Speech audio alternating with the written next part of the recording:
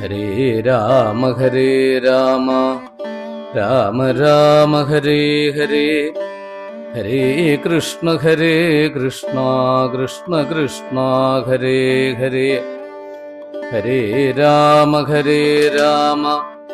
രാമ രാമ ഹരേ ഹരേ, ഹരേ കൃഷ്ണ കൃഷ്ണ കൃഷ്ണ ഹരേ ഹരേ, ഹരേ രാമ രാമ രാമ ഹരേ ഹരേ, ഹരേ കൃഷ്ണ കൃഷ്ണ കൃഷ്ണ ഹരേ ഹരേ, ഹരേ രാമ രാമ രാമ ഹരേ ഹരേ, ഹരേ കൃഷ്ണ കൃഷ്ണ കൃഷ്ണ ഹരേ ഹരേ. സർവത്ര ഗോവിന്ദ നാമ സങ്കീർത്തനം, ഗോവിന്ദ ഗോവിന്ദ. ജഗദംബികയുടെ, ഭദ്രകാളിയുടെ അനുഗ്രഹ വിശേഷം, ആ വിശേഷപ്പെട്ട കഥാഭാഗമാണ് നമ്മളിവിടെ രണ്ടാം സുദിനത്തിൽ അനുസ്മരിക്കുന്നത്. സകല വിദ്യയുടെയും രൂപിണി തന്നെയാണ് ഈ ജഗദംബിക. പത്മനാഭ സഹോദരിയായി ദേവകാര്യത്തിന് വേണ്ടി പ്രത്യക്ഷപ്പെട്ട ജഗദംബിക സർവവിദ്യാരൂപിണിയാം ദേവിയെ സതതം തൊഴാം. വിസർഗമക്ഷരം ബിന്ദുമാത്ര തൊട്ടുള്ളതേതിനും സ്മൃതിശക്തി ജ്ഞാനശക്തി ബുദ്ധിശക്തി സ്വരൂപിണി. നമസ്തേ ദേവി സതതം ഭ്രമസിദ്ധാന്തരൂപിണി. ദേവി ഭാഗവതത്തിൽ പറയുന്ന ആ ഭാഗത്തില് സകലത്തിനും അധിഷ്ഠാന ശക്തിയായിട്ടുള്ള ജഗദംബിക, ആ ജഗദംബിക ഭക്തന്മാരെ രക്ഷിക്കുന്നത് എങ്ങനെയാണെന്നുള്ള കഥയോട് കൂടിയിട്ടാണ് ഇന്ന് ഇവിടെ സമർപ്പിക്കുന്നത്. അതിനു വേണ്ടിയിട്ടൊരു വലിയ കഥയാണ് പറഞ്ഞു തന്നത്. നമ്മള് അവസാന ഭാഗത്തിലേക്ക് കടക്കുകയാണ്. സ്വയംഭൂമനുവിന്റെ വംശം നമ്മൾ വിവരിച്ചു. ആ സ്വയംഭൂമനുവിന്റെ വംശത്തില് സാക്ഷാൽ ജഗദംബിക എങ്ങനെയാണ് ആ വംശത്തെ അനുഗ്രഹിച്ചതെന്ന് കൂടി പറയുകയാണ്. അതായത് സ്വയംഭൂമനുവിന് ആകൂതി, ദേവഹൂതി, പ്രസൂതി 3 പെൺകുട്ടികള്, പ്രിയവ്രതൻ, ഉത്താനപാദൻ എന്നീ 2 ആൺകുട്ടികളുണ്ടായിരുന്നു. ഈ ഉത്താനപാദ മഹാരാജാവിന്റെ ചരിത്രം നേരത്തെ വിവരിച്ചു. പ്രിയവ്രതന്റെ ചരിത്രത്തിലേക്ക് എത്തി. ഈ പ്രിയവ്രതൻ ആരാണ്? പ്രിയവ്രതന്റെ യഥാർത്ഥ രാജ്യഭാരം എങ്ങനെയായിരുന്നു തുടങ്ങിയിട്ടുള്ള കഥകളൊക്കെ നേരത്തെ വർണ്ണിച്ചു കഴിഞ്ഞു. പ്രിയവ്രതന്റെ, അതായത് 7 ആഴികൾ ചൂഴുന്ന ഈ ലോകത്തിന്റെ തന്നെ ആദ്യ അധിപതിയായി മാറി പ്രിയവ്രതൻ. അദ്ദേഹം അനേക കാലം രാജ്യം ഭരിച്ചു. സകല വിധത്തിലുള്ള ഐശ്വര്യങ്ങളും ഉണ്ടായി. രാജ്യത്ത് എല്ലാവിധത്തിലുള്ള ഐശ്വര്യങ്ങളോടും കൂടിയിട്ട് ഭരിക്കുകയാണ് ചെയ്തത്. ലോകത്തെ തന്നെ ഇന്ന് കാണുന്ന രീതിയിൽ 7 ഖണ്ഡങ്ങളാക്കി ഭരണമൊക്കെ നടത്തിയിട്ടുള്ള പ്രിയവ്രതൻ, അദ്ദേഹത്തിന്റെ പുത്രന്മാര് 7 പേര് ഭൂമിയിൽ ഭരണം നടത്തിയ കഥ. അതിലൊരാളാണ് ആഗ്നേയധ്രൻ. ഈ 7 വൻകരകളിൽ ഏറ്റവും ശ്രേഷ്ഠമായിട്ടുള്ളതും ഏറ്റവും വലുതുമായിട്ടുള്ള വൻകര ഏഷ്യ വൻകരയാണ്, ജംബൂദ്വീപാണ്. ആ ജംബൂദ്വീപിന്റെ അധിപതിയായിട്ടുള്ള ആഗ്നേയധ്രന്റെ ചരിത്രം. അദ്ദേഹത്തിന് 9 മക്കളുണ്ടാവുകയും ആ 9 മക്കൾക്കും ജംബൂദ്വീപിനെ വിഭജിച്ചു കൊടുക്കുകയും ചെയ്ത ചരിത്രം.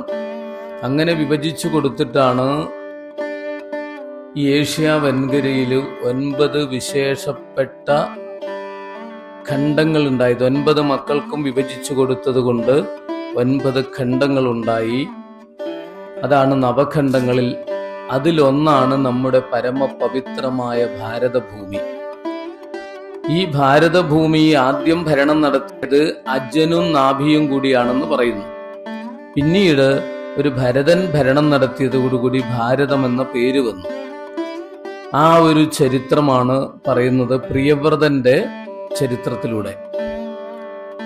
ആഗ്നേയന്റെ പുത്രനായിട്ട് നാഭി ഉണ്ടായിരുന്നു. ആ നാഭി മേരുദേവിയെ വിവാഹം ചെയ്തു. സന്താനമില്ലാതെ കണ്ട് വിഷമിച്ചു. കുട്ടികൾ ഉണ്ടാകുന്നതിന് വേണ്ടി പുത്രകാമേഷ്ടി പോലുള്ള യാഗങ്ങൾ നടത്തി ഭഗവാനെ സന്തോഷിപ്പിച്ചു. ഭഗവാൻ തന്നെ പുത്രനായിട്ട് ജനിച്ചു. അതാണ് ഋഷഭൻ എന്ന പേരിൽ അറിയപ്പെട്ടത്, ഋഷഭാവതാരം. ആ ഋഷഭൻ വളരെ കാലം നമ്മുടെ ഭൂമിയെ വളരെ ഭംഗിയായിട്ട് ഭരിച്ചു. ഭാരതത്തെ ഋഷഭൻ ഒരുപാട് കാലം ഭരിച്ചിരുന്നു. ഋഷഭൻ ഭഗവാൻ തന്നെയാണ്, ഒരു സ്വരൂപമെടുത്തു വന്നതാണ്. ഋഷഭൻ ഭരിച്ചത് കൊണ്ട് നമ്മുടെ ഭൂമിക്ക് ഐശ്വര്യം മാത്രമേ ഉണ്ടായിട്ടുള്ളൂ. എങ്ങനെയാണ് മാതൃകയായിട്ട് ഭരണം നടത്തേണ്ടതെന്ന് കാണിച്ചു കൊടുത്തു. പക്ഷേ ഭൂമിയിൽ ഐശ്വര്യം കൊടികുത്തി വാഴുന്ന സമയത്ത്, എല്ലാ നന്മകളും ഉണ്ടായ സമയത്ത് ദേവേന്ദ്രന് ചെറിയ പ്രശ്നങ്ങളുണ്ടായി. ദേവേന്ദ്രൻ മഴ പെയ്യിക്കാതിരുന്നു അന്നത്തെ ഈ ഭാരത വർഷത്തില്. അങ്ങനെ വിഷമിച്ച് ദേവേന്ദ്രൻ കഷ്ടപ്പെട്ട് എങ്ങനെയൊക്കെ കൂടി പ്രതികാരം ചെയ്തു. എങ്കിലും ഋഷഭദേവന് ഒട്ടും ബാധിച്ചില്ല. അദ്ദേഹം ഐശ്വര്യപൂർണമായിട്ട് രാജ്യത്തിൽ കൃത്രിമ മഴയൊക്കെ ഉണ്ടാക്കിക്കൊണ്ട് തപശക്തി കൊണ്ട് രാജ്യത്തെ പരിപൂർണമായി സമ്പൽ സമൃദ്ധമാക്കിയിട്ട് നിലനിർത്തി. അങ്ങനെ ഋഷഭദേവൻ രാജ്യം നല്ല രീതിയിൽ തന്നെ കൊണ്ടുപോകുന്നു. ഈ ദേവേന്ദ്രന്റെ മഴയില്ലെങ്കിലും കാര്യം നടക്കുമെന്ന് ബോധ്യപ്പെട്ടപ്പോൾ ദേവേന്ദ്രൻ സൗഹൃദത്തിൽ വന്ന് തന്റെ മകളെ വിവാഹം ചെയ്തു കൊടുത്തു ഋഷഭദേവന്. അങ്ങനെ സൗഹൃദത്തിൽ കഴിഞ്ഞുകൂടി എന്നുള്ള വിശേഷം പറഞ്ഞു. ഇനി ഋഷഭദേവന്റെ ചരിത്രത്തിലാണ് നമുക്ക് ഭരതന്റെ ചരിത്രം വരുന്നത്. ഋഷഭദേവന് 100 മക്കളാണ് ഉണ്ടായിട്ടുള്ളത്. ഈ 100 മക്കള് ചെറിയ കുട്ടികളായിരിക്കുന്ന സമയത്ത് തന്നെ നല്ല നല്ല ഉപദേശങ്ങൾ കൊടുക്കുമായിരുന്നു ഋഷഭദേവൻ മക്കൾക്ക്. നല്ല ഉപദേശങ്ങൾ കേട്ട് കഴിഞ്ഞാൽ നല്ലവരായിട്ട് വളരും. ചെറുപ്പത്തിലേ കിട്ടണം. ഈശ്വര ചിന്തയായാലും നന്മകളായാലും അത് ചെറുപ്പത്തിൽ തന്നെ നമ്മൾ സ്വായത്തമാക്കണം എന്നുള്ള പാഠമാണ് ഇവിടെ പഠിപ്പിച്ചത്. അങ്ങനെ ഈ ഋഷഭദേവൻ പലതരത്തിലുള്ള ഉപദേശങ്ങൾ കൊടുത്തു. അതിൽ ഏറ്റവും പ്രധാനപ്പെട്ടത്, നിങ്ങൾ ഇപ്പോഴും കുട്ടികളാണ്, കുട്ടികളായിരിക്കുമ്പോഴേ തന്നെ നല്ല കാര്യങ്ങൾ മനസ്സിലാക്കുക, ഉൾക്കൊള്ളുകയാണ് ഏറ്റവും ശ്രേഷ്ഠം. അത് മാത്രമല്ല, ഈ മനുഷ്യദേഹം നമ്മൾക്ക് കിട്ടിയിരിക്കുന്നത് ദുർലഭമായിട്ടാണ് കിട്ടിയിരിക്കുന്നത്. മനുഷ്യദേഹം, ജന്മം എന്നുള്ളത് മറ്റുള്ള ജന്തുക്കൾക്കൊന്നും കിട്ടാത്ത മഹാഭാഗ്യമാണ് മനുഷ്യ ജന്മം. ജഗദീശ്വരനെ അറിയാനുള്ള കഴിവ്, അറിയാനുള്ള സൗഭാഗ്യം, അത് ഈ മനുഷ്യ ജന്മത്തിലൂടെ കിട്ടിയിരിക്കുന്നു. അതുകൊണ്ട് നിങ്ങൾ എന്ത് ചെയ്യുക? ഭഗവാനെ ആശ്രയിക്കുക. നാമങ്ങൾ ജപിച്ചുകൊണ്ടും ഭഗവത് കഥകൾ കേട്ടുകൊണ്ടും ഈശ്വര ചിന്ത നമ്മൾ നിലനിർത്തുക.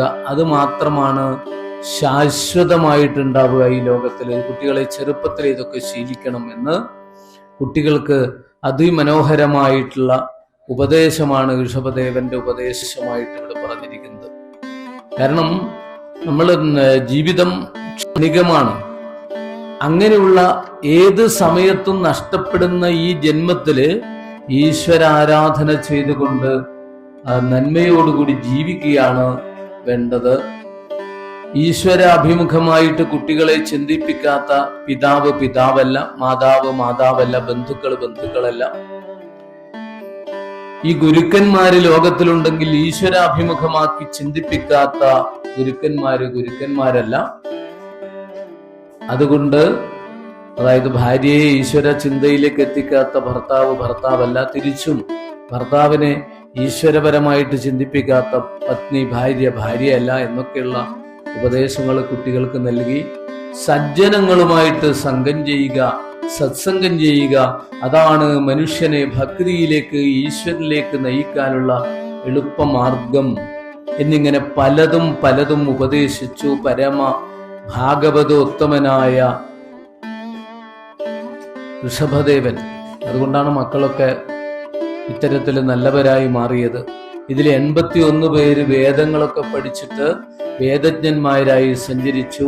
9 പേര് നവയോഗികളായിട്ട് അങ്ങനെ യോഗീശ്വരന്മാരായിട്ട് സഞ്ചരിച്ചു. പിന്നീട് ഒരു മഹാനുഭാവനാണ് ഭരതൻ. ഭരതനെ സഹായിച്ചുകൊണ്ട് മറ്റുള്ളവര് സഹോദരന്മാര് രാജ്യഭാരം ഏറ്റെടുത്തു. ഈ ഭരതൻ രാജ്യഭാരം ഏറ്റെടുക്കുകയാണ് പിന്നീട് ചെയ്തത്. ഋഷഭദേവൻ കാട്ടിലേക്ക് പോകുന്നതോട് കൂടിയിട്ട് ഭരതനാണ് ഭരണാധികാരി. നേരത്തെ പറഞ്ഞ ഈ ഭരതന്റെ ഭരണം കൊണ്ടാണ് ഭാരതത്തിന് അതിശ്രേഷ്ഠമായിട്ടുള്ള പേര് കിട്ടിയിരിക്കുന്നത്.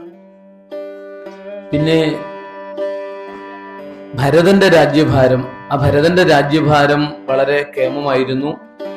പക്ഷേ ജനങ്ങൾക്കൊക്കെ എല്ലാവിധത്തിലുള്ളതായ ഐശ്വര്യങ്ങളും ഉണ്ടാക്കിക്കൊണ്ട് രാജ്യത്തെ ഭംഗിയായിട്ട് ഭരിച്ചു കൊണ്ടുപോയി ഭരതൻ. ഒരുപാട് കാലമൊന്നുമില്ല, വയസ്സായിട്ട് കണ്ണു കാണുകയില്ല, ചെവി കേൾക്കുകയില്ല, നടക്കാനും പറ്റില്ല, ഒന്നും ഓർമ്മയില്ല, പറഞ്ഞാലൊന്നും ഓർമ്മയില്ല, ആളുകളെ കണ്ടു കഴിഞ്ഞാൽ മനസ്സിലാവില്ല. അങ്ങനെ ഒരു പ്രായത്തിൽ ഭരണത്തിലിരിക്കുന്ന സമ്പ്രദായം അന്നില്ല എന്നാണ്, ഇന്നത്തേതുപോലെ അന്നില്ല എന്നാണ് കാണിച്ചു തന്നത്. ആരോഗ്യമുള്ളപ്പോൾ തന്നെ എല്ലാം ഉപേക്ഷിച്ചുകൊണ്ട് കാട്ടിലേക്ക് പോകും ഭരതൻ. സഹോദരന്മാരൊക്കെ വിഷമുണ്ടായി, വിവാഹമൊക്കെ കഴിച്ചിരുന്നു. ആ വിവാഹം കഴിച്ച പത്നിക്കും കുട്ടികൾക്കൊക്കെ വിഷമുണ്ടായി. പക്ഷേ അവരുടെ വിഷമൊന്നും നോക്കാതെ ഒരു സമയം കഴിഞ്ഞു കഴിഞ്ഞാൽ ഈ ബന്ധനങ്ങളിൽ നിന്ന് മുക്തനാവണമെന്ന് തോന്നിയിട്ട് ഭരതൻ കാട്ടിലേക്ക് പോവുകയാണ്. ആദ്യം സന്യാസ ദീക്ഷ സ്വീകരിച്ചു കൊണ്ടുള്ള യാത്രയ്ക്ക് തൊട്ടു മുമ്പായിട്ട് വാനപ്രസ്ഥം, കുറച്ചു കാലം അങ്ങനെ കഴിഞ്ഞുകൂടി പിന്നീട് ഭരതൻ യോഗീശ്വരനായി സന്യാസിയായി തീരുന്ന കഥ.